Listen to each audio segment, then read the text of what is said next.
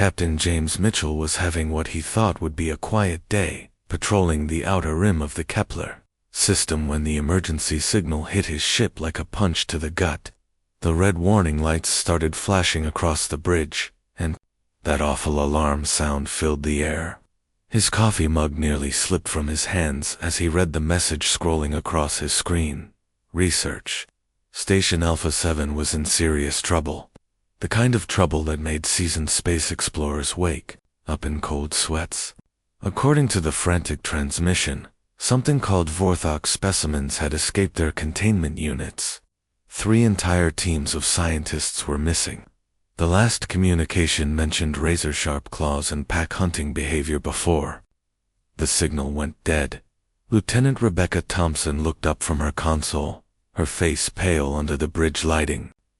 She had been monitoring the planet's surface for the past hour, and what she was seeing made her stomach turn. The readings were unlike anything in the galactic database. "Captain, these things down there are absolutely massive," she said, her voice shaking slightly. "The scanners are picking up creatures the size of small shuttles. They have retractable claws that our sensors suggest could slice through our hull plating. And sir, they're not alone. The computer is counting at least 40% of them moving in coordinated groups." The bridge fell silent except for the steady beeping of various monitoring systems. Everyone knew what this meant.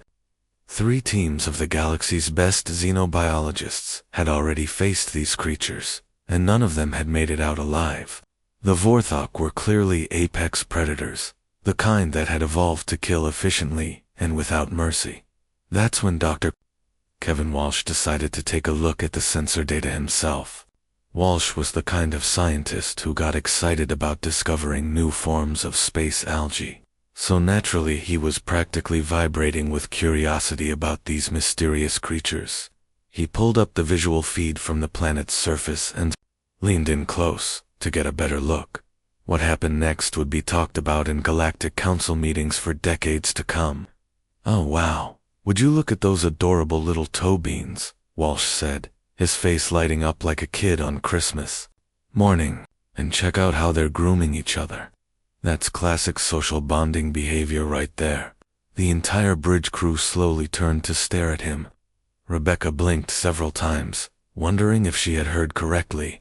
The captain's mouth fell open slightly as he processed what his chief scientist had just said about creatures that had presumably eaten 3 research teams.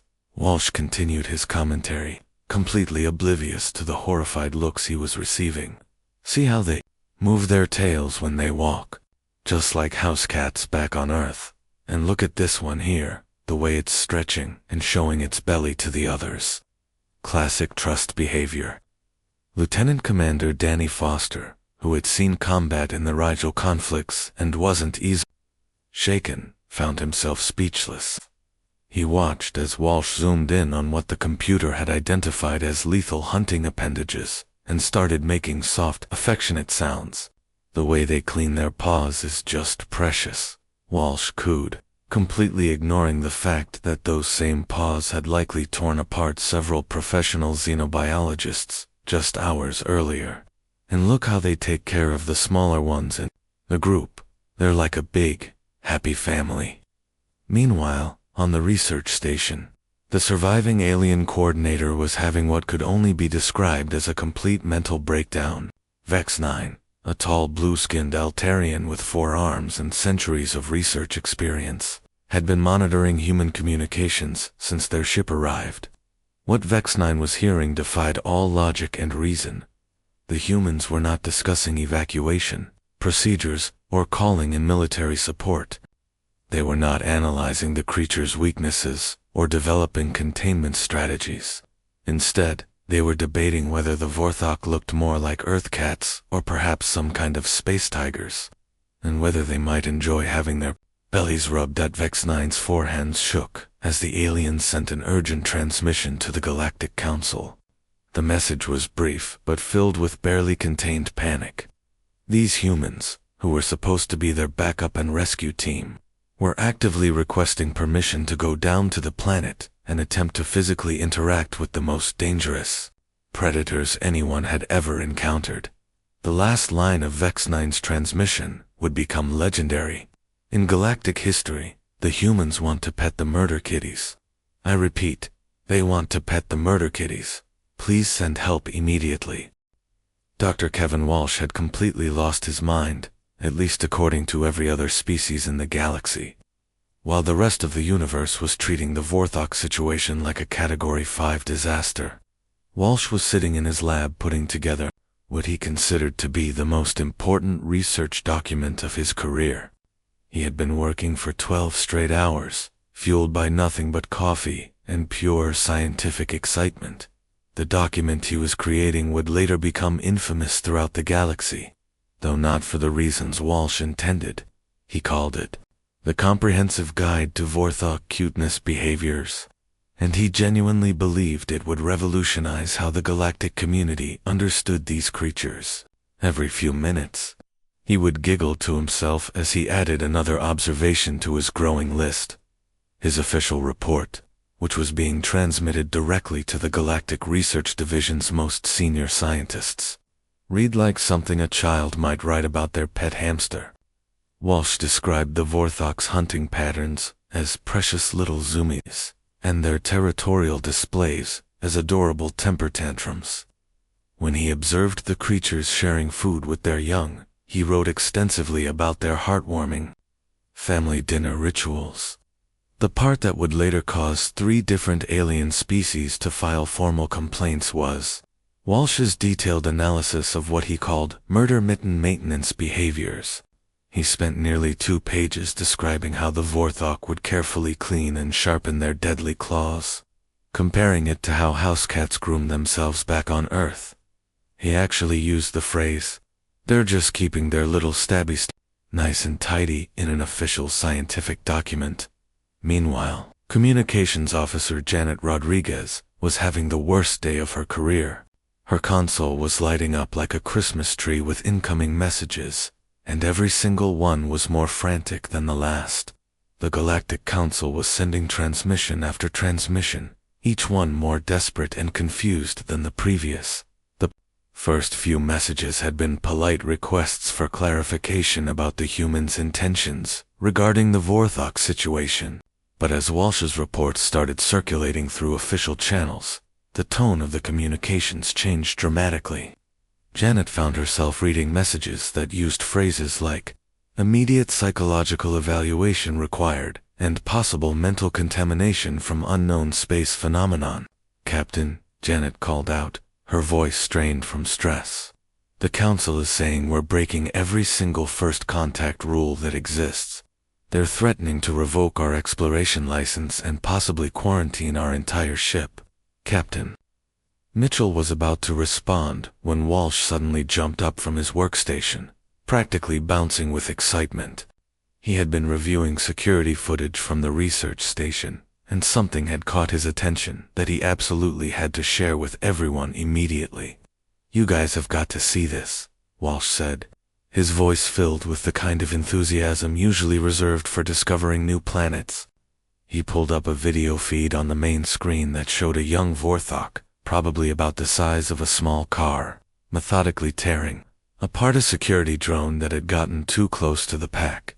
The creature's movements were precise and efficient.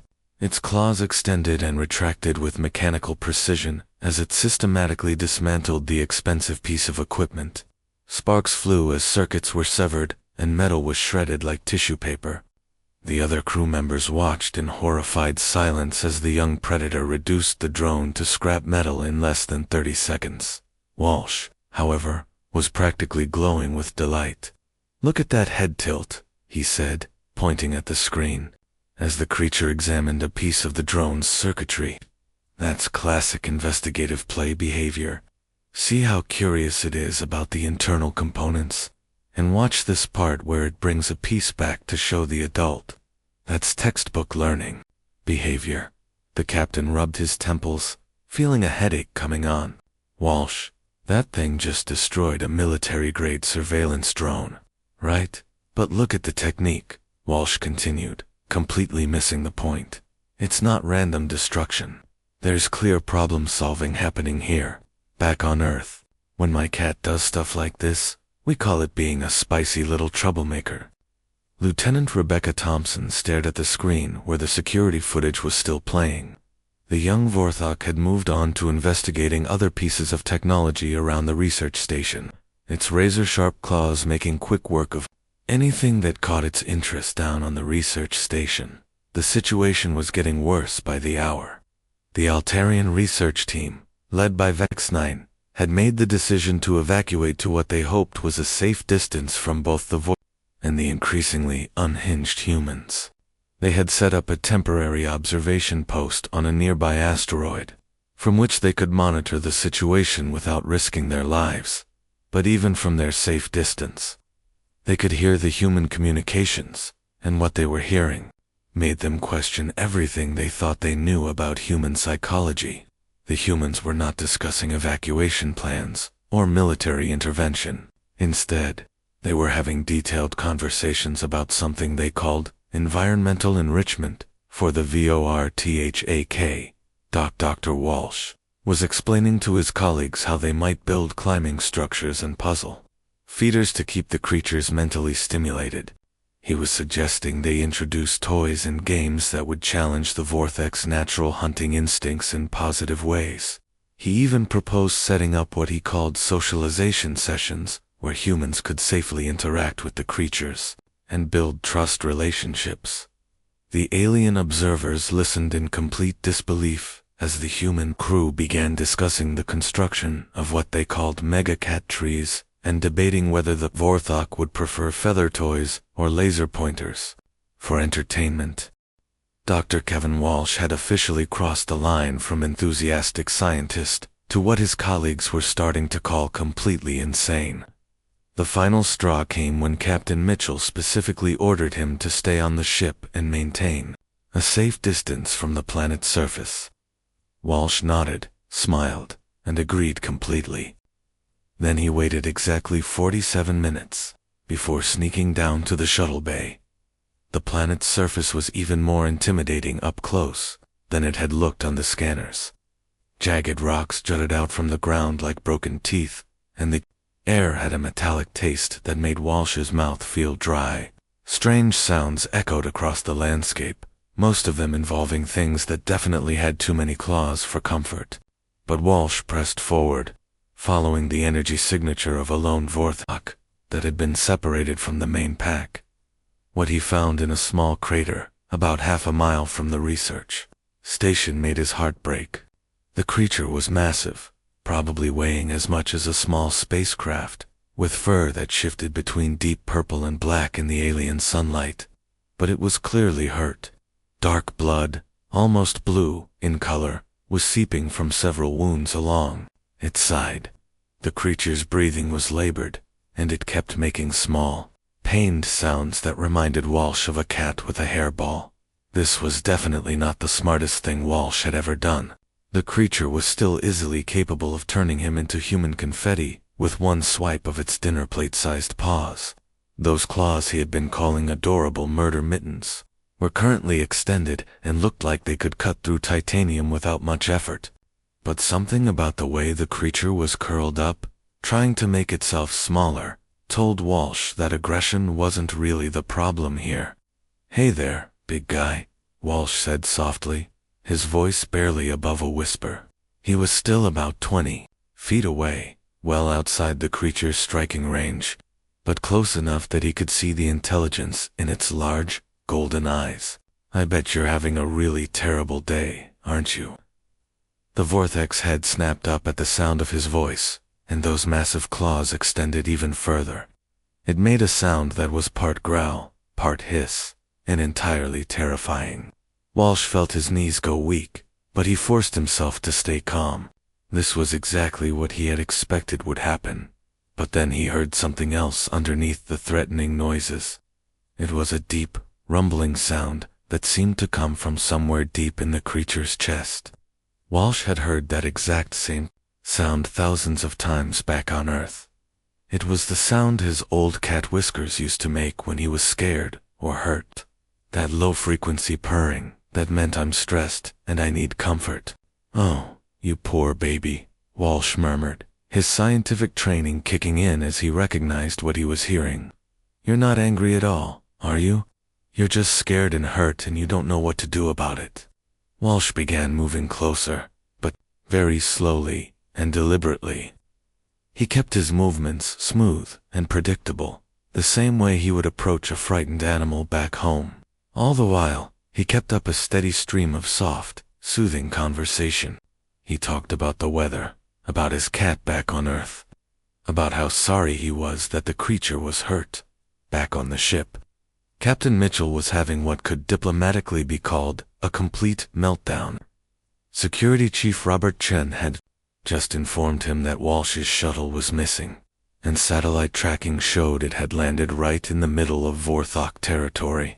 The captain's blood pressure was probably setting new records as he watched the live feed from Walsh's suit camera. "That absolute maniac is actually approaching it," Mitchell said, his voice tight with stress. "Chen, prepare a rescue team. We're going to have to scrape what's left of our chief scientist off the rocks down there." But what they saw on the camera feed wasn't what anyone expected. Walsh was now close enough to touch the wounded creature, and instead of being torn apart, he was carefully examining its injuries.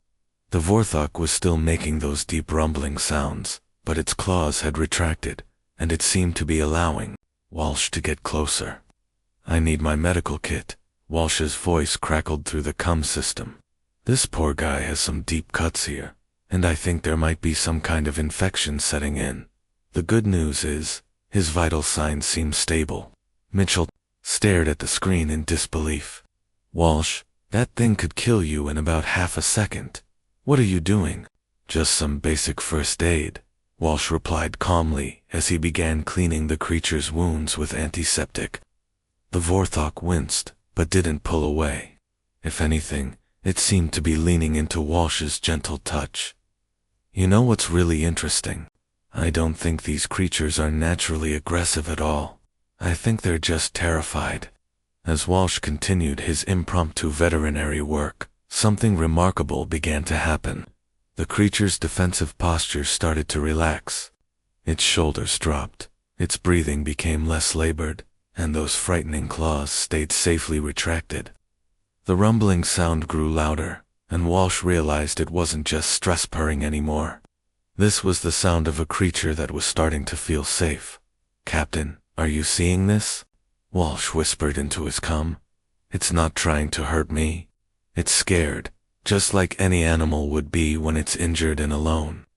The most incredible moment came when Walsh finished bandaging the creature's wounds. The massive Vorthok, this apex predator that had supposedly killed 3 research teams, slowly lowered its enormous head and gently pressed it against Walsh's shoulder.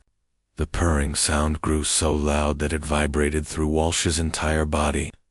"They're not monsters," Walsh said, his voice filled with wonder as he carefully stroked the creature's fur. "They're just big, scared, hurt animals who have been dealing with strangers who shoot first and ask questions later."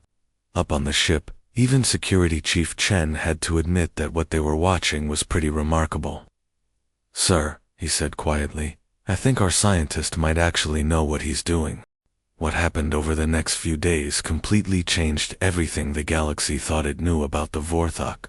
Dr. Kevin Walsh's breakthrough with the wounded creature had opened a door that nobody even knew existed. Word spread quickly through the pack that there was at least one human who wasn't going to shoot them on sight. And suddenly, the entire dynamic shifted. Lieutenant Rebecca Thompson was the first to notice the change in the creature's behavior patterns. She had been monitoring their movements from the ship, expecting them to either attack Walsh or flee from the area entirely. Instead, something much more interesting was happening. The Vorthok were actually approaching the research station, but not in the aggressive hunting formation that had been reported in previous encounters. "Captain, you need to see this," Rebecca called out, her voice filled with excitement rather than fear for the first time in days. "They're not stalking us. They're trying to communicate with us." The evidence was right there on the monitoring screens. The Vorthok were moving in specific patterns, almost like they were performing some kind of dance. They would approach certain areas, make particular sounds, then retreat and repeat the same sequence. It looked almost like they were trying to show the humans something important. Dr. Patricia Green, the ship's behavioral specialist, had been watching these patterns for hours, and she was starting to see something that made her question everything in the official reports. The previous research teams had interpreted every Vorthok action as hostile, but Green was seeing something completely different. Those claw displays that everyone thought were threats. Green explained to the assembled crew, they're not aggressive at all. Watch this footage from yesterday. She pulled up video of a group of Vorthok near the research station's outer perimeter. See how they extend their claws when our shuttle engines start up. That's not a threat display. That's an anxiety response to loud, sudden noises. Captain Mitchell studied the footage carefully. The creatures did look stressed rather than angry. Their body language reminded him of his neighbor's dog during thunderstorms back on Earth. So they're not trying to attack us. They're just scared of our technology. Exactly, Green continued. And look at this pattern here. She highlighted a series of movements the Vorthok had been repeating near what the previous teams had marked as dangerous terrain. They keep moving toward those unstable rock formations, then coming back to gesture at us. I think they're trying to warn us about hazardous areas. This revelation hit everyone like a lightning bolt. The territorial aggression that had been reported in dozens of official documents wasn't aggression at all. The Vorthok had been trying to keep the research teams safe from dangerous parts of their world. The previous teams had misunderstood every single interaction and had responded to helpful warnings with weapons fire.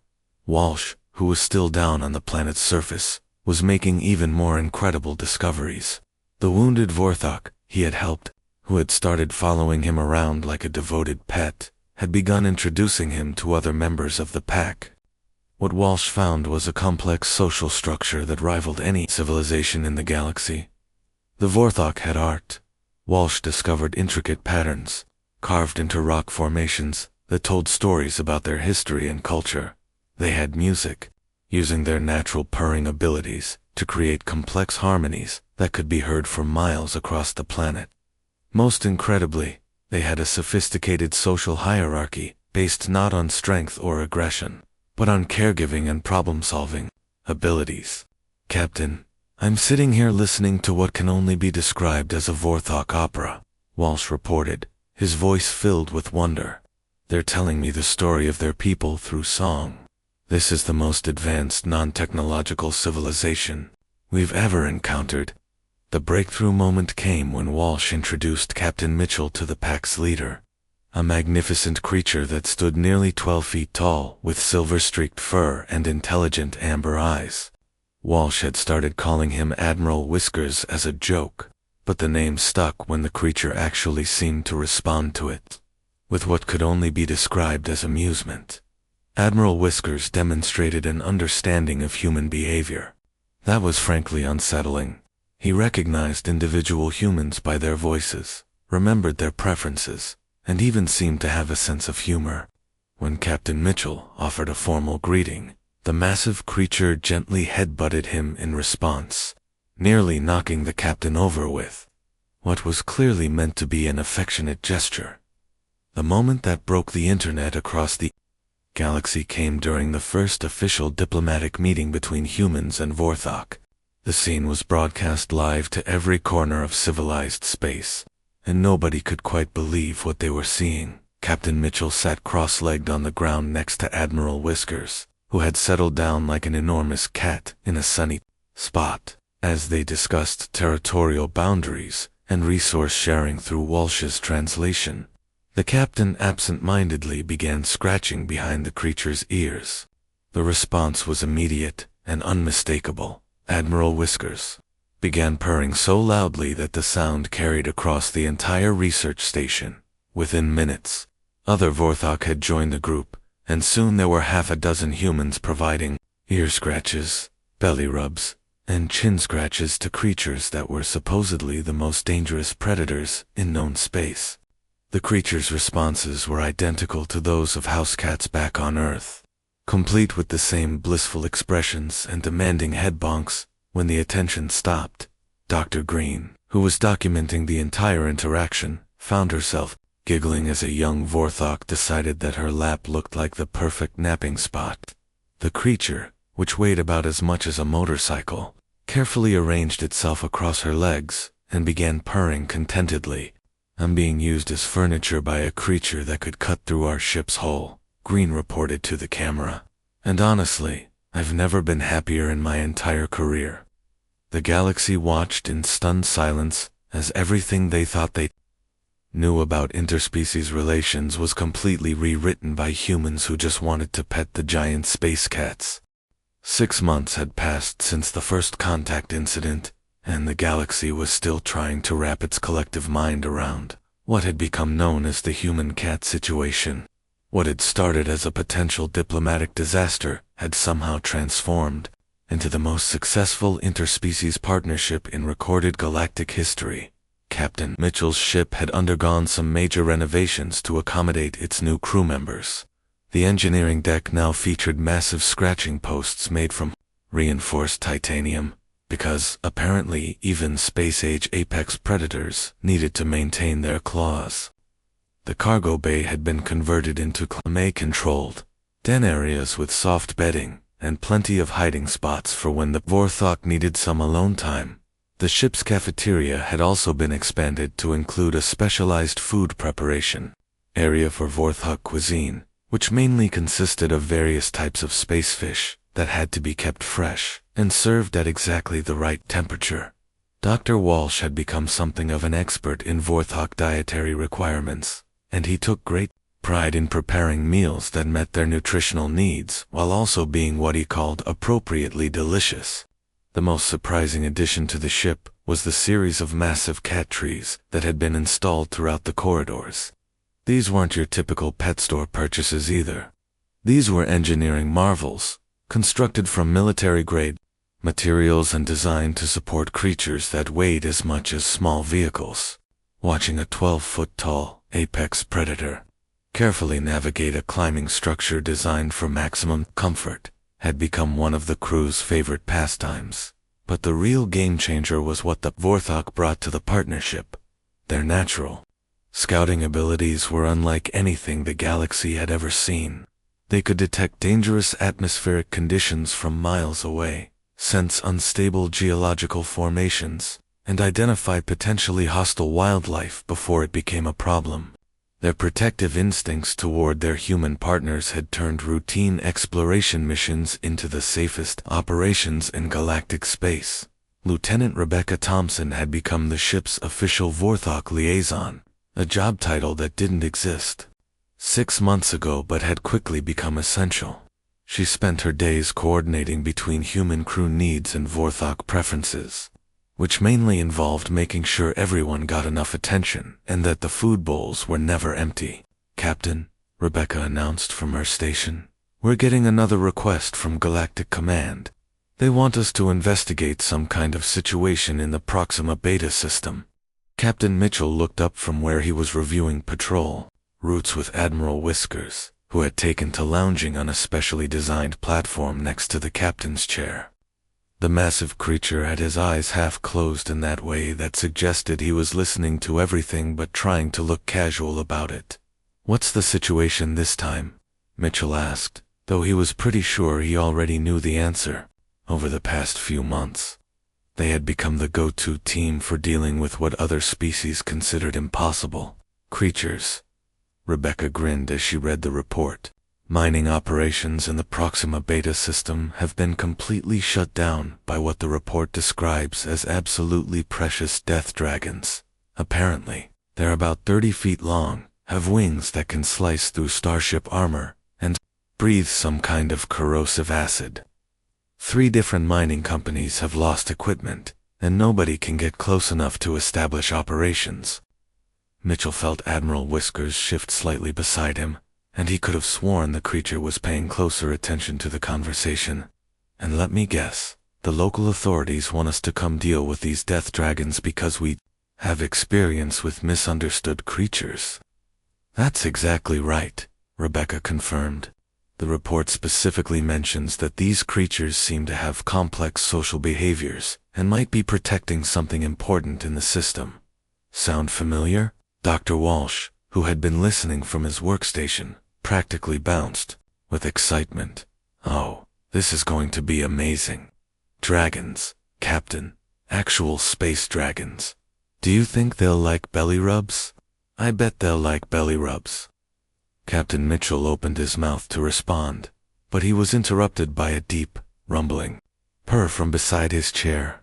He looked down to see Duchess, a massive female Vorthok who had become his unofficial second-in-command, looking up at him with what he had learned to recognize as eager anticipation. She had been listening to the entire conversation, and it was clear that she was interested in meeting these so-called death dragons. Well, Duchess, what do you think? Mitchell asked, reaching over to scratch behind her ears. Ready for another adventure with creatures that everyone else thinks are too dangerous to approach. Duchess responded by standing up and stretching, her impressive claws extending briefly before retracting. She then walked over to the titanium scratching post that had been installed specifically for her use and began sharpening her claws with deliberate precision. It was her way of saying she was ready for whatever came next. Back at Galactic Command Headquarters, Admiral Patricia Rodriguez was having what had become a daily conversation with her staff about the human exploration program. 6 months ago, she would have been horrified by the idea of sending humans to investigate dangerous alien creatures. Now, she was reluctantly admitting that it had become their most effective strategy for dealing with misunderstood species. Ma'am, her aide reported, we have 3 more human captains requesting Vorthok crew assignments. They're specifically asking for what they call fluffy murder babies who need proper socialization. Admiral Rodriguez rubbed her temples and sighed deeply. Approved. All of them. And send a message to the Proxima Beta Mining Authority. Tell them that help is on the way, and they should prepare for the possibility that their death dragons might just need some attention, and maybe a few scratches behind the ears. She looked out at the stars through her office window and shook her head in amazement. Somehow, humanity's complete inability to recognize mortal danger has revolutionized our entire approach to galactic exploration. I don't understand it, but I can't argue with the results. As 3 more human vessels prepared to depart with their Vorthok partners, the galaxy braced itself for whatever adorable catastrophe would unfold next. Because when humans decided something was cute, the universe had learned it was usually best to just go along with it.